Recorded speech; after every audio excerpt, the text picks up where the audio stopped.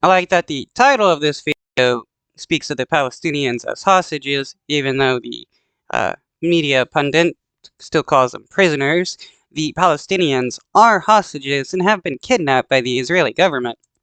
ABC News national security and defense analyst Mick Mulroy joins me now for more on this. Mick, so far 150 Palestinian prisoners have been released as part of this swap. Today, Israel agreed to possibly release 50 more over the next 2 days, but only That's a lot of hostages for the Israeli government to have, people that haven't been charged or convicted of anything. 69 hostages held by Hamas have been freed in exchange. So what's the strategy here?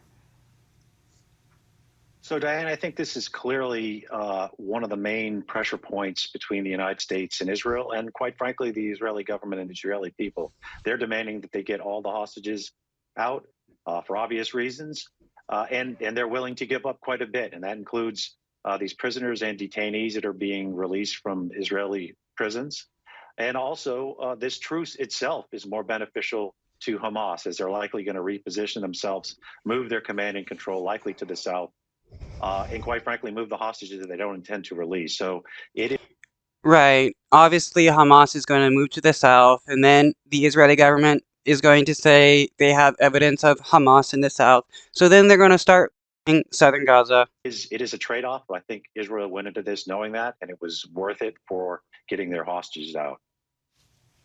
Mick, the Israeli Defense Forces say they're prepared to continue fighting in the Gaza Strip, and they say they're using the pause to, quote, learn, strengthen our readiness, and approve future operational plans. So what does that tell you about the trajectory of this war? That the Israeli government is going to keep killing as many innocent Palestinians as possible until there's none left. So, Diane, I think this means that as soon as this truce is over, the IDF is fully ready to resume their combat operations. And it's important to note that it's likely that they have most of their fighting ahead of them. By the only estimates I've seen, around 2,000 Hamas fighters, potentially more, but not many more, have been killed. And there's roughly around. Wow, only 200 Hamas fighters have been killed, yet 14,000 innocent Palestinians have been killed. This isn't a war against Hamas, this is a war against innocent Palestinians. 40,000 Hamas fighters. So you can just do the math and figure out this is long from over. The tunnels are going to be a significant issue. It's likely most of them, the leadership has gone to the south, which is going to be complicating. So this fight is far from over. When this truce is suspended, then they will likely start in full fury, going back to their objective, which is to destroy Hamas. Again, if their objective was to destroy Hamas, why are they killing so many innocent Palestinians?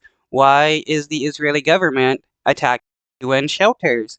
From last I've heard, Hamas does not control UN shelters. That's the UN. All right, ABC News national security and defense analyst Mick Mulroy, thank you.